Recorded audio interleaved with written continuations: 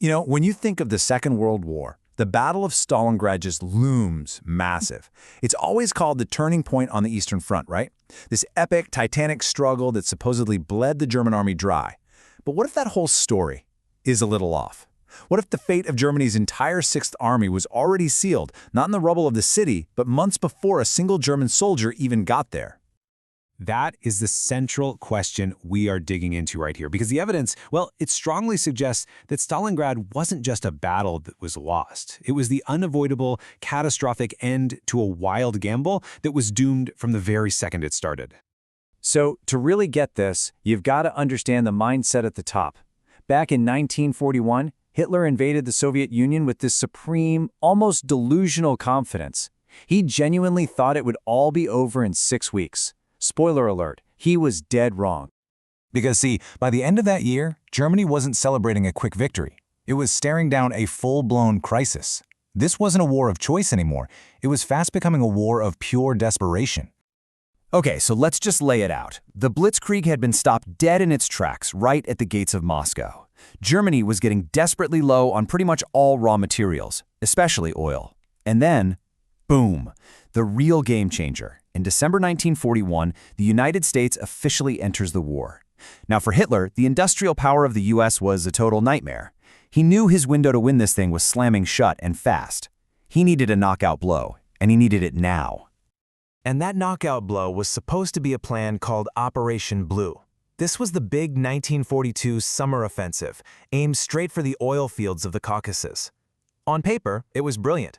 It would solve Germany's fuel crisis and cripple the Soviets in one go. But in reality, the entire plan was built on a foundation of sand. First off, just think about the sheer scale here. After a year of just brutal, non-stop fighting, the German army was stretched impossibly thin across this massive front. Their power was already diluted before this supposedly war-winning offensive had even kicked off.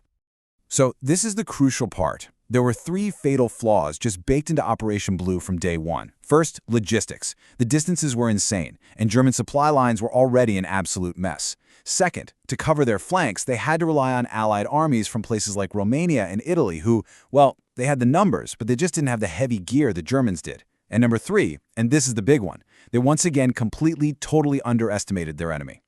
Yeah, and this right here, this just perfectly shows you that massive underestimation. While the Germans were scraping the barrel for every last unit, the Soviets, despite taking these horrific losses, could still put over 1 million more soldiers into the fight.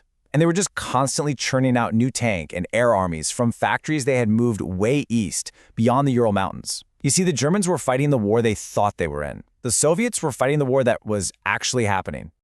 But here's the crazy part. At first, the offensive was a stunning success.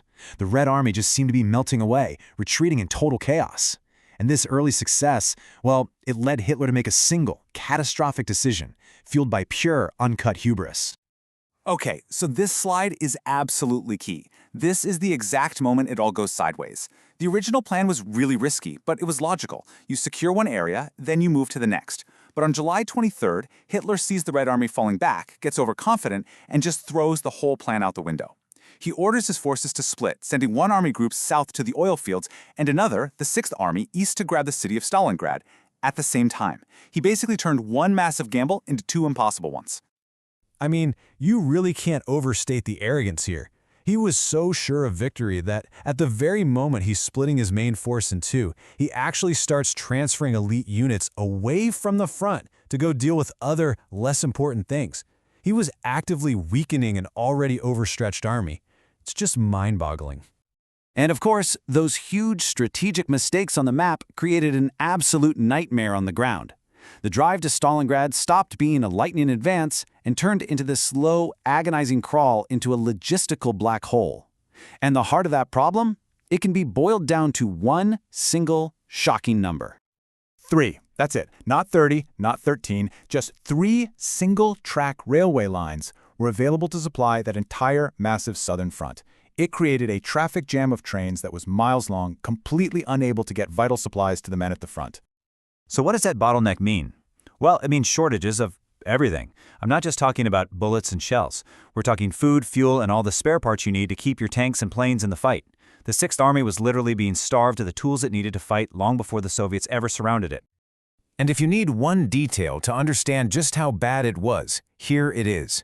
The supply situation was so awful that the soldiers of the German 6th Army were already eating their own horses for food, before the main battle for the city had even really started. That is not the sign of a healthy offensive. It's the sign of an army that's already at its breaking point. And it wasn't just supplies.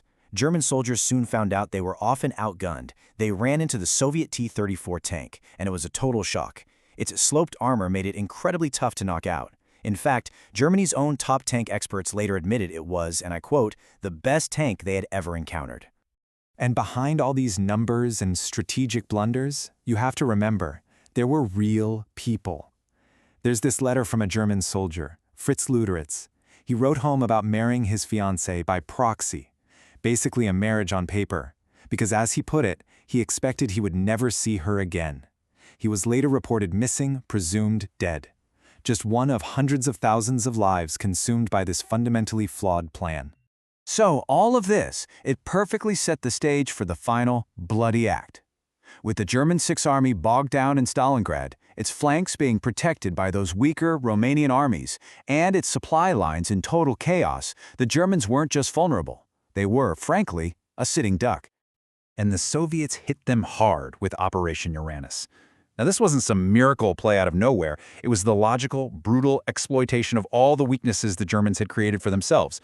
On November 19th, over 1 million Soviet soldiers just smashed right through those weak Romanian lines and, in just 4 days, snapped the crap shut around the entire German 6th Army. The result?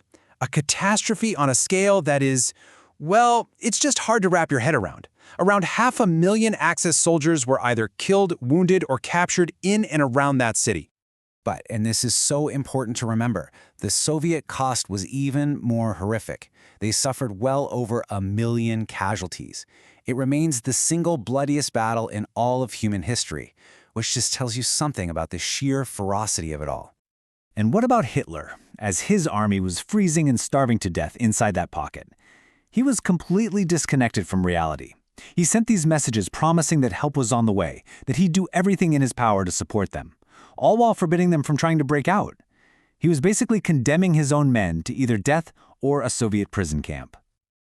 So, when you put it all together, the verdict is just crystal clear. Stalingrad wasn't the cause of Germany's problem, it was the final horrifying symptom.